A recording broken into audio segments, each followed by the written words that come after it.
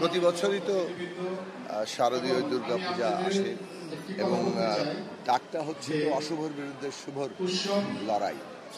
তো শুভ সকলের জন্য মঙ্গল এই বার্তা নিয়েই কিন্তু দুর্গাপূজা আসে এবং ধর্মবিশ্বাসের দিক থেকে তো নাগরিকদের মধ্যে পার্থক্য থাকতে পারে, কিন্তু একটা সম্প্রীতির সমাজ মানে হচ্ছে যে পরস্পরের উৎসবের প্রতি যে সম্মান সৌহার্দ্য এটা থাকা এবং প্রত্যেকেই নাগরিক যাতে একটা নিরাপদভাবে মর্যাদার সাথে গৌরবের সাথে নিজ নিজ ধর্ম পালন করতে পারে, উৎসব পালন করতে পারে।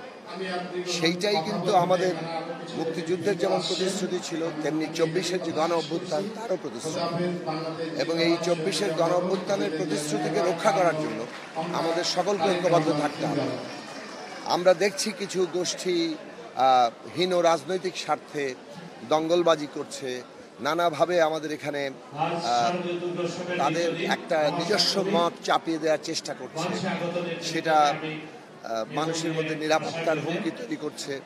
সেটা হিন্দু সম্প্রদায়ের ক্ষেত্রে হোক, এমনকি মুসলিমদের মধ্যে যারা মাজারপন্থী তাদের ক্ষেত্রে হোক, নারীর ক্ষেত্রে হোক, কিংবা অন্যান্য জাতির মানুষের ক্ষেত্রে হোক, এইটা কোনোভাবেই গ্রহণযোগ্য হবে না। এবং আমাদের অভ্যুত্থানের মধ্যে যে ঐক্য তৈরি হয়েছিল, মানুষের যে ঐক্য, সেই ঐক্যকে এই যে নানান তৎপরতা যেটার মধ্যে দিয়ে আমাদের সম্প্রীতিকে ভেঙে দিতে চায়, যেখানে সংঘাত নানা ধরনের ফাটল তৈরি করতে চায়, সেইটাকে আসলে প্রতিরোধ করতে হবে।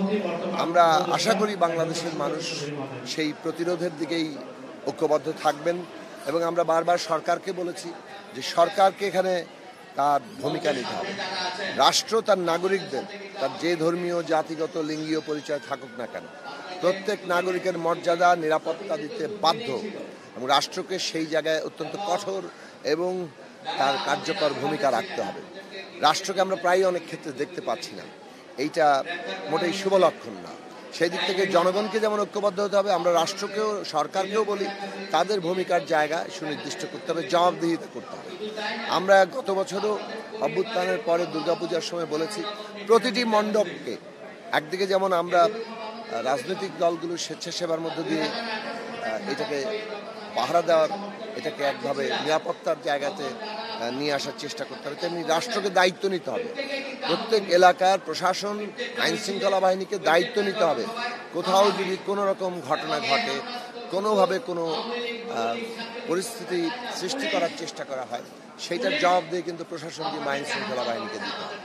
সেই জায়গাটা আমরা আজকে তৈরি করলেই যারা একটা নানাভাবে রাজনৈতিক হীন স্বার্থে নানা ধরনের অপতৎপরতা করতে চায়, তারা আসলে এই সাহসের দিকে আর যাবে না এবং এইটা একটা গণপ্রতিরোধের মধ্যে দিয়ে একসময় হয় বাংলাদেশ থেকে এটা হয়তো আমরা পুরোপুরি দূর